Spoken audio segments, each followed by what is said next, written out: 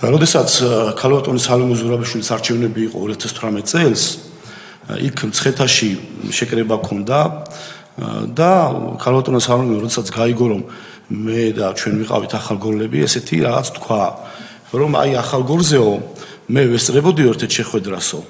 შეკრება იყო, სააკაშვილი ესწრებოდაო, სარკოზიო, რუსების მხარე იყო და უთხრესო სააკაშვილს რომ აგერ ახალგორიო, გაწმენდილი არისო ბანდფორმირებებიო, არავინ აღარ არისო, საშიშროება არაფერი არ არისო და შედითო და ქართულმა საპოლიციო დანაყოფებმაო დაიკავონო ახალგორიო და გააგრძელეთო ცხოვრებაო, მაგრამ ესე უთხრაო რომ არაო, ან მთლიანად ცხინვალის რეგიონი, ან ცალკე ახალგორი არ მინდაო მეო და ესე უპასუხაო ქალბატონმა სალომემ თქვა ესე სიტყვა სიტყვით. სად ნახეო სარკოზი და სააკაშვილი ერთად? თბილისში იყო შეხვედრა, ესეთი მოლაპარაკებები, როდესაც მიმდინარეობდა. და მე ვესწრებოდიო, რა სტატუსი? კი, მე ვესწრებოდიო, მე არ მახსოვს ახლა რა თანამდებობა ეკავა მაშინ ქალბატონ სალომეს, მაგრამ სარკოზის შეხვედრა იყო, მიხეილ სააკაშვილისო და იქ ალბათ რუსებიც იყვნენ, რა ესეთი შეხვედრა ყოფილა, ესეთი.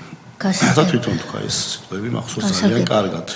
და მე ხომ იმ მაშინდელი პრეზიდენტისთვის მიხეილ სააკაშვილისთვის ჩვენი ახალგორი ქსნის ხეობა თურმე რაღაცა რიყების ქვების გროვა ყოფილა და არაფერი არ. ასე თქვა მანდ. ესეც იყო და ესაც ცნობილია და ტელევიზიაში გავიდა ესეც.